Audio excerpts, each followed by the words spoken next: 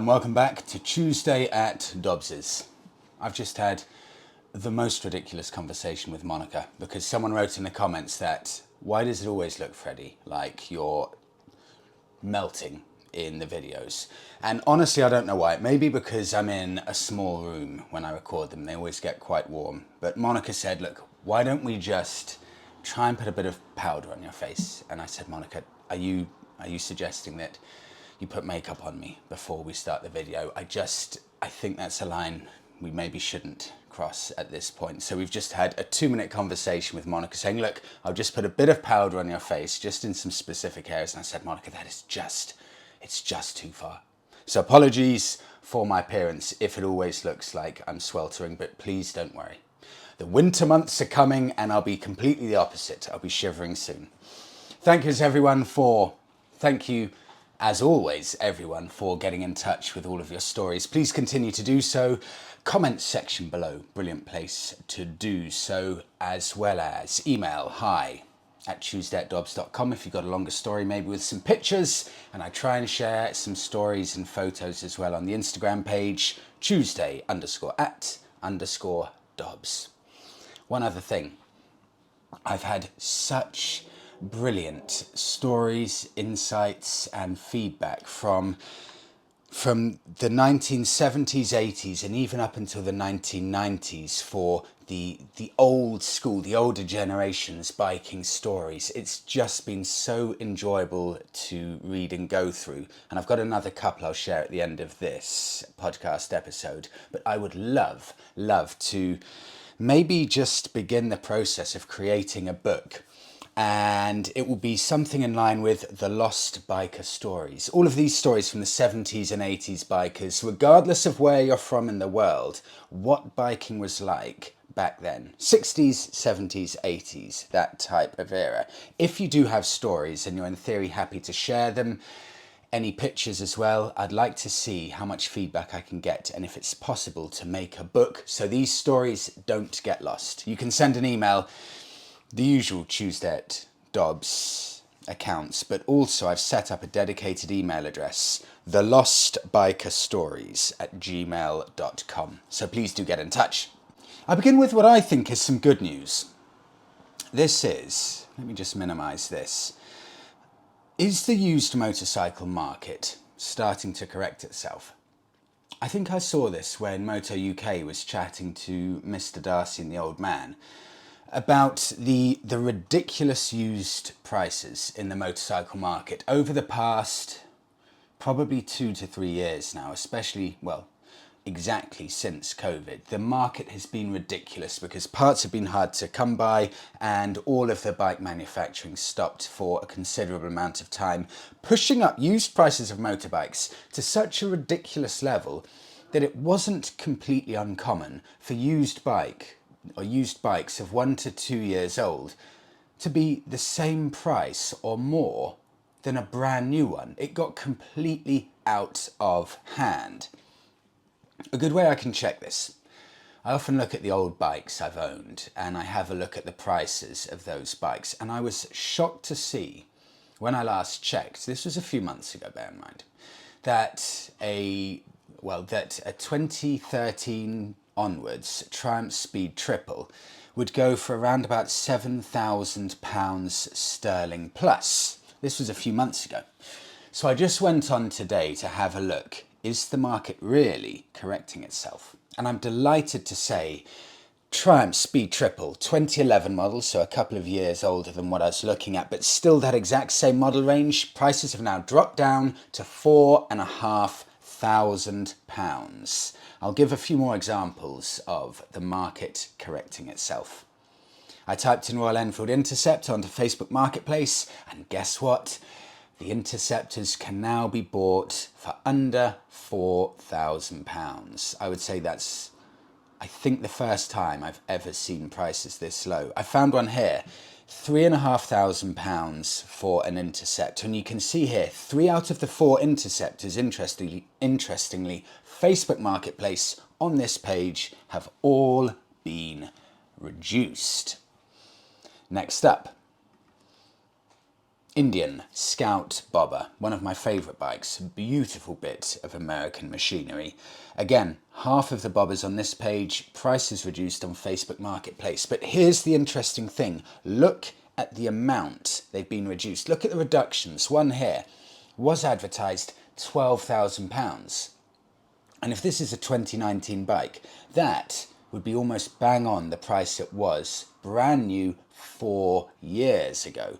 And it's been reduced from 12k to 9.5k. Another one, 10.5k to £9,500. And the reductions continue across the board. My old Triumph Speed Triple now can be bought for £3,500. And I'll do one final one, BMW R9T, £6,000. I really believe that from this winter onwards, prices are going to be going right back in line with fairly close to what they were like pre-COVID. I think this will be the first time where we're getting back to some sensible used prices. I move on. A low light bike. This is from David. Freddie, I bought a Hunter 350 this year. I love it, but it's too heavy for this 66-year-old, and my feet only just touch the ground. Any suggestions for a lighter, lower bike? This is relevant, David, and it's a really useful, pertinent question for not just older riders, but shorter riders as well. Anyone below 5'5" or so, 5'4", 5'5", will struggle on a lot of these bigger bikes. And while you've made a good choice with the Hunter, I know of a bike, although I've never ridden this exact one, but I know of a bike that I think would be just about perfect for either the shorter and or the older rider. And that's the Honda Rebel 500.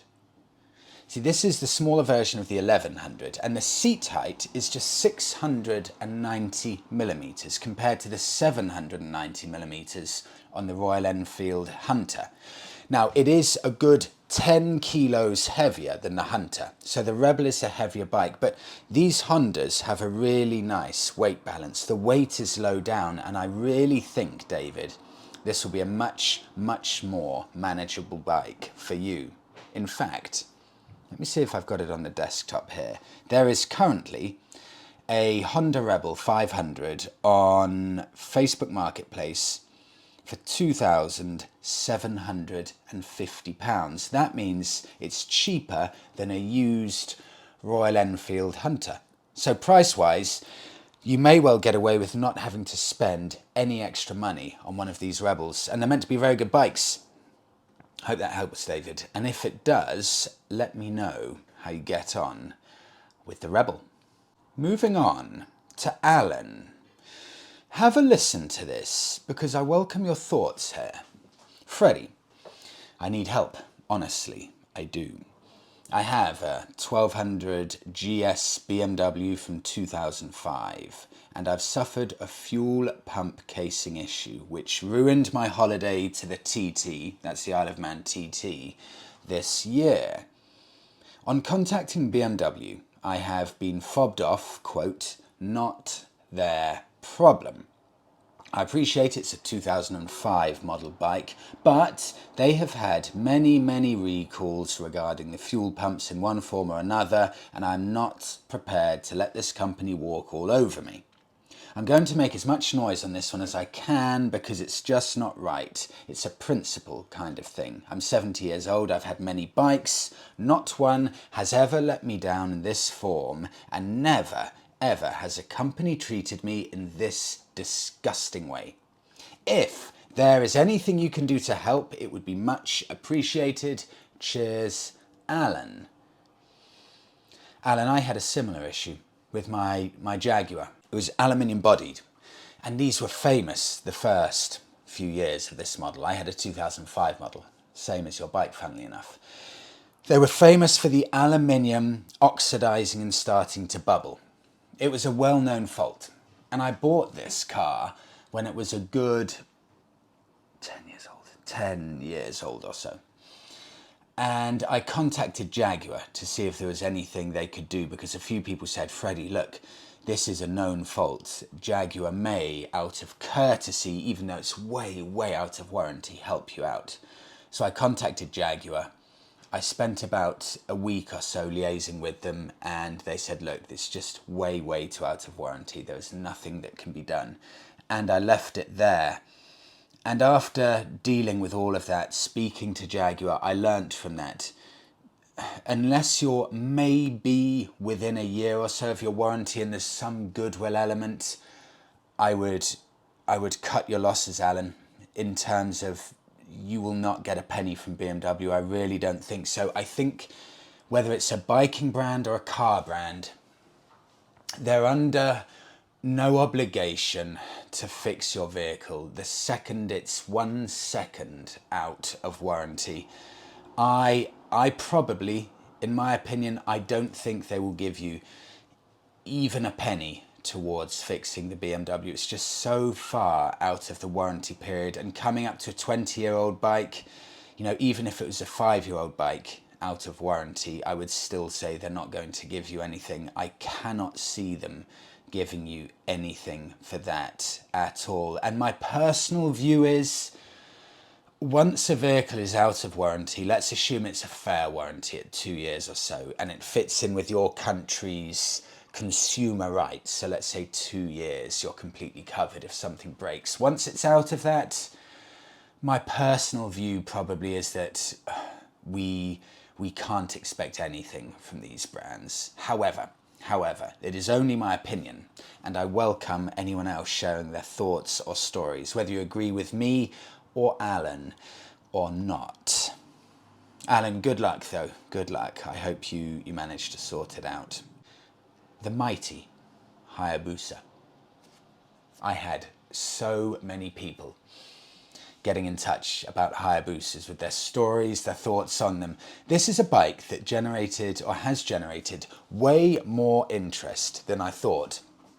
I'll start off with a story, and I will hide the identity of this person for reasons that will become apparent. Freddie, when Hong Kong returned to China in 1997, I left the Royal Hong Kong Police and returned to the UK. I shipped back my Yamaha 1200 VMAX, and I'll put pictures up here, both VMAX and Suzuki Hayabusa, from this person who wrote in. I shipped back my Yamaha 1200 VMAX, hoping to bring some excitement to my thoroughly depressing new life working in a large London-based consultancy firm. I then sold it and bought a brand new black and silver Hayabusa, which came out in 1998. I had one of the very first. At the time, the Kawasaki ZZR1100 and Honda Blackbird were the fastest bikes on the road, but the Hayabusa was being touted as the first 200-mile-an-hour superbike, and the British spec was completely unrestricted, unlike the Japanese, EU and EU versions at the time. Suffice to say, I couldn't resist taking it over 200 miles an hour, which I did in a jurisdiction I have no plans to identify. I've never, butting in here, I've never heard of anyone go above 180 on a motorbike. That is, it's beyond eye-watering speeds. That must be so far into the tunnel vision where everything's just streams of light past you. I continue. To many it was quite an ugly bike, but that was because of the advanced aerodynamics and long wheelbase needed to cruise comfortably and smoothly at over 150 miles an hour. It was a very comfortable bike and perfect for long distance touring, but ultimately England proved far too boring for me, and the risk of being incarcerated for speeding was far too great, and so I returned to the excitement, warmth and spice of the Far East, from where I've embarked on many long distance global adventures on various types of motorcycles, none quite so fast. On my last day that I had my Busa, I was chased by an unmarked police car on the motorway as I pootled along at 120 miles an hour. Slow down? What do I do? Slow down and accept my fate, or escape? I had a flight the next day, and so I opened up the throttle and hit a turn-off at a fair old lick, and on a lean like a MotoGP bike with no sign of my pursuers. What a brilliant bike. But in this day and age, how long would you keep your license, and indeed freedom, if you hurtled along at 10 times the speed limit on the A470 in Wales? Yeah, not long. Let's call you Julian. You wouldn't keep your license long at that speed. 200 miles an hour, that is phenomenal. I move on. Bib the Boulder. Suzuki Hayabusa, butt ugly, unnecessary, too fast, pointless. I've just run in my 6th, a Generation 3. Ain't no other bike like it. Moving on to English veteran Freddie, I would say that Suzuki were actually late to this show in regards of very fast sports tourers. The Kawasaki ZZR1100 C1 arrived in 1990 and was an immediate success. Kawasaki then upgraded the ZZR C to a D1 in 1992. That had a top speed of 180 miles an hour, 2-up comfort for fast, long mileage cruising at 50 miles per gallon. Some relativity that is more economical than my Triumph Bonneville. The brake horsepower was 150 from the 1050cc engine. In 1996, Honda released their Blackbird Sport Tourer, which was again slightly quicker, and then, only then, Suzuki with the larger engined Hayabusa in 1996. I owned a ZZR 1100.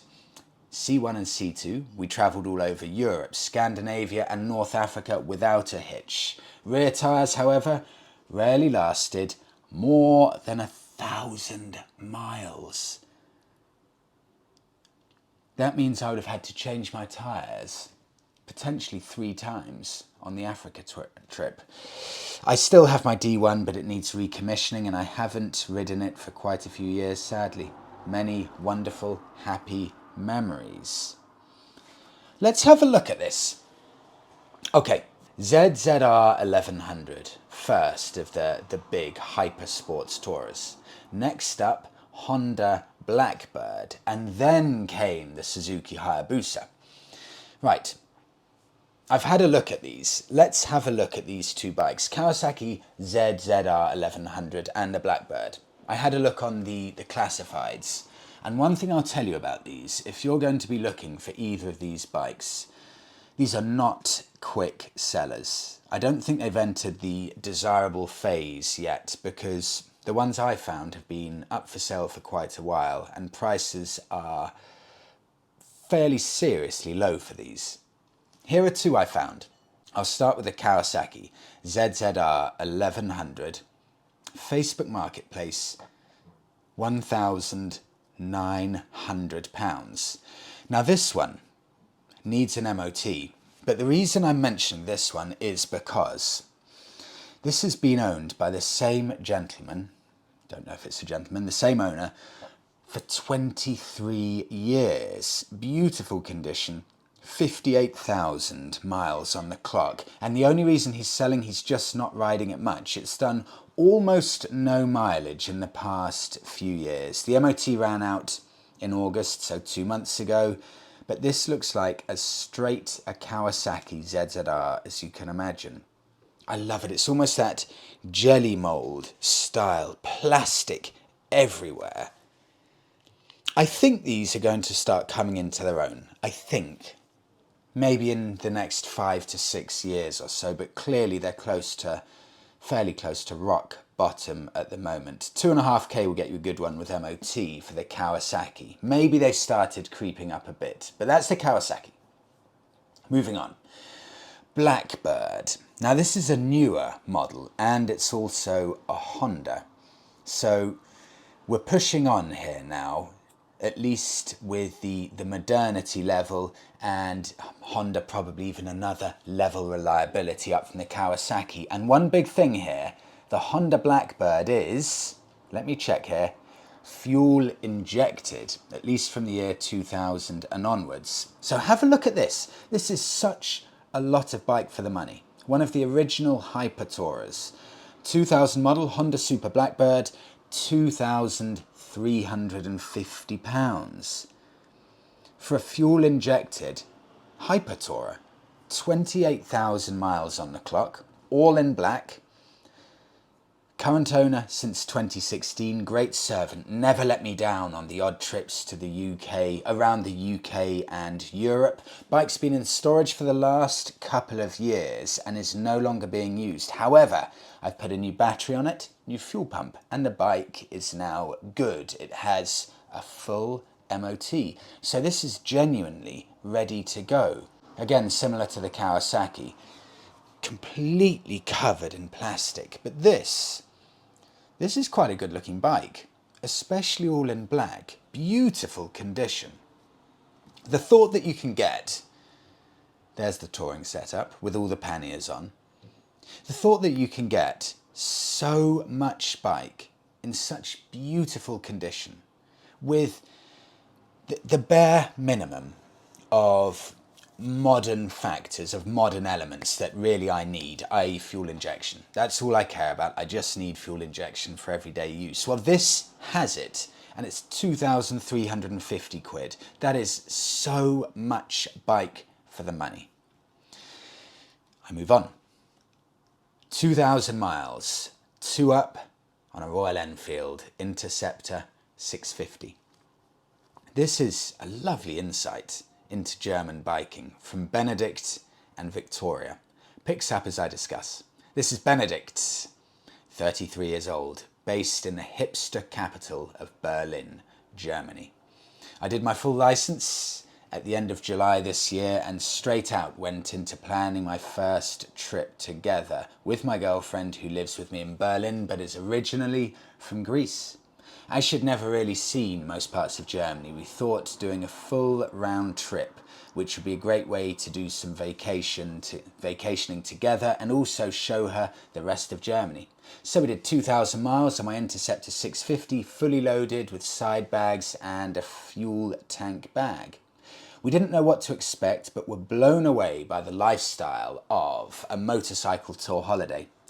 Not having planned much except a rough route and some places we wanted to check, we lived day by day and decided the night before where we will spend the next night. Staying mostly in guest rooms / pensions with no more than a double bed and sometimes, if you're lucky, your own shower and bath. This trip felt like pure freedom and a true modern adventure.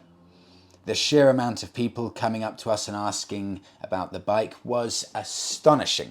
We had a minimum of 2 interactions a day with strangers wanting to know things about the bike or our trip, seeing a Berlin number plate being far away from home. We met a lot of other bikers on the road, mostly older BMW GS riders, fully kitted out with all the expensive parts you can order, but realised that we are by far the only young ones, which made me think, why are all the people in my or our generation riding super bikes or sports bikes? During our 12-day trip, often older people would come up to us being interested in our story, but also complaining about the noise and speed of exactly these super and or sports bikers. I always saw that as an opportunity to show them the Interceptor 650 and tell them about the concept of a modern classic. Not sure if I could crack all of their prejudices, but at least I gave it a try. As I am now. Okay, let me save the next bit for the next bit. This is a very, very interesting point. It seems like in Germany, you're far more inclined to buy performance-focused motorbikes than any of the modern classics. And I apologise if I'm generalising massively here, on both the British side and the German side, because in the UK, of course, some people like the sports bikes and the super nakeds. Super nakeds fairly popular still. Sports bikes, unpopular now. Very, very unpopular with regards to new sales. Super nakeds, they're pretty popular. Modern classics are now the really big popular niche that's growing very quickly, and of course we've always liked adventure bikes in the UK. But this was probably about a month and a half ago or so, when I was doing a video about the classic 350. I had two German bikers, and they both messaged me almost a complete carbon copy of each message, but they weren't related or connected in any way. Both of them said to me, Freddie, I cannot understand the UK's fascination with the Royal Enfield motorbikes. Surely a BMW 310 GS or KTM 390 is a similar price and a much better bike, no? It's funny because they just couldn't understand why in Britain we would favour, a lot of the time, not always, but why in Britain we so often favour buying a bike that is on paper much worse than what is in theory a competitor. Why would you buy a Royal Enfield Classic 350 when there's a BMW 310 GS available? The BMW 310 GS is so much better. But that means you're only taking into account spec sheets if you're looking for a motorbike. Nothing else matters to you. So if you're looking for a bike and all you care about is a spec sheet, it means that you will always be chasing those stats. You will always be chasing buying the next bike with the most amount of horsepower, the latest amount of gadgets. Buying a modern classic bike is about the feeling and the soul of a bike. So I wonder if in Germany it's a different attitude towards biking. Of course, you always build extremely impressive machines such as BMWs and cars as well with VWs and Audis. But in Germany, it sounds to me like there's still far more of a focus on the performance of the machine over the soul element of it. And I'd love it if anyone has any input on that, because it's so interesting. I really don't believe now we have a ludicrously colossal issue in the UK with super sports bike riders revving up their engines hugely. I very rarely see that kind of thing. Although again, I welcome it if someone thinks I'm wrong with that. But that's a really interesting insight. I continue with Benedict. As I'm fully in love with my new hobby and motorbikes in general, I'm already looking for another bike to add to my starting collection. Last week I stopped by Kraftwerk in Berlin.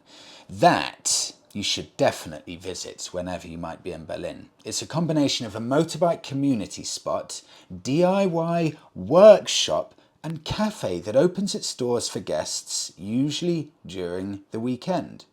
After arriving there for the first time, I quickly ended up sitting on and driving an old BMW R80 GS. Yes, that's a lovely bike.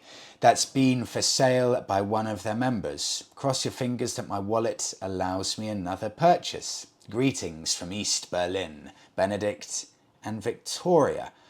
Benedict, I had to open this page. This is Kraftwerk in Berlin.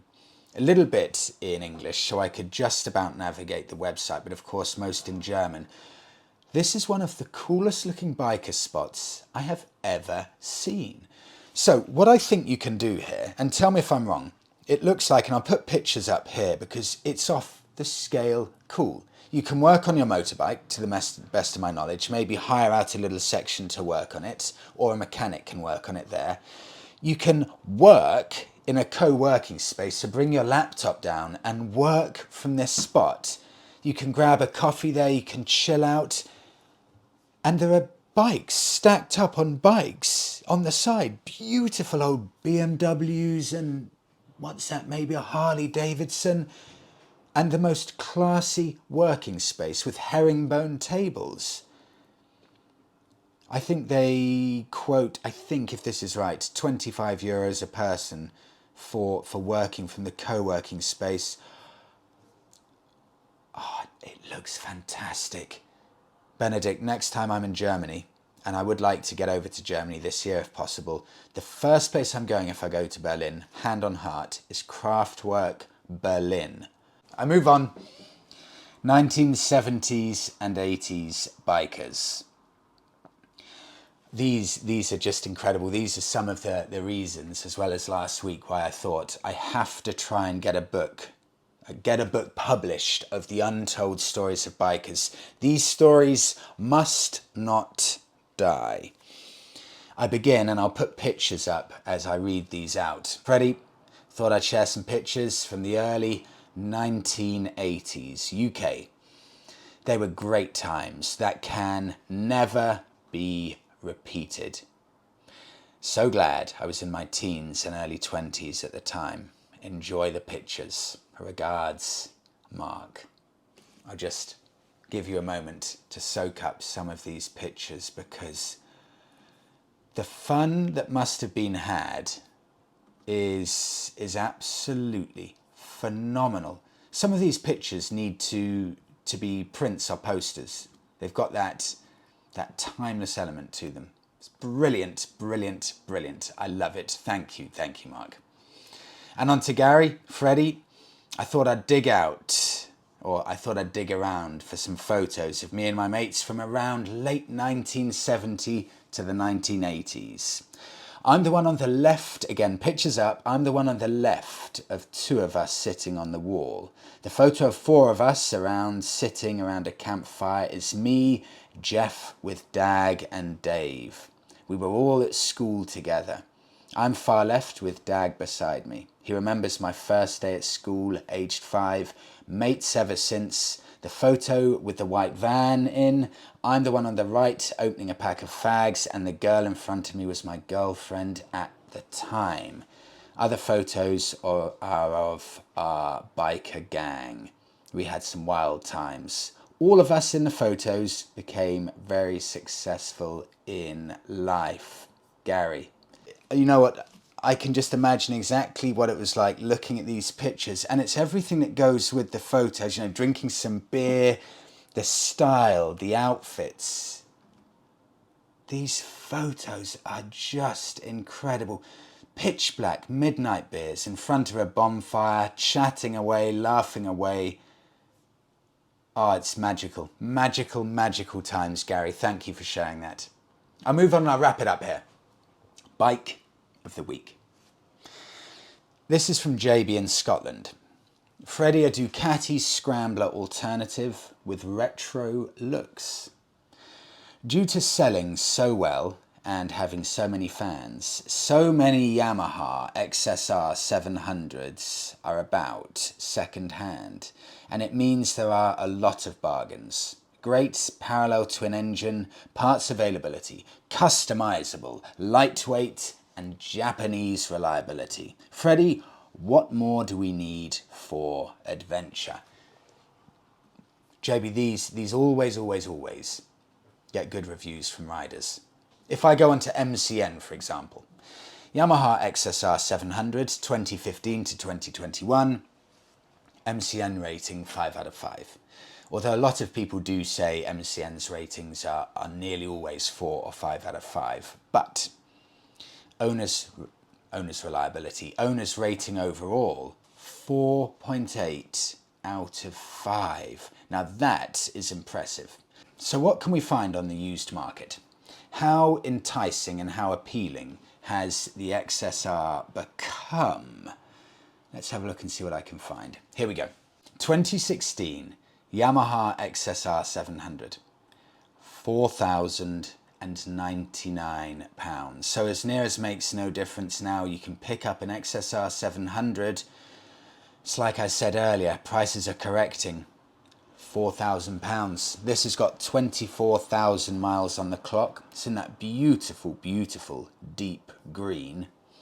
It has, well, let's have a look here. 2 owners, and I'm quoting here, a like new Yamaha XSR 700 Cafe. Lower mirrors, brand new golden chain, radiator guard, running smoothly, ready to go, just jump on it.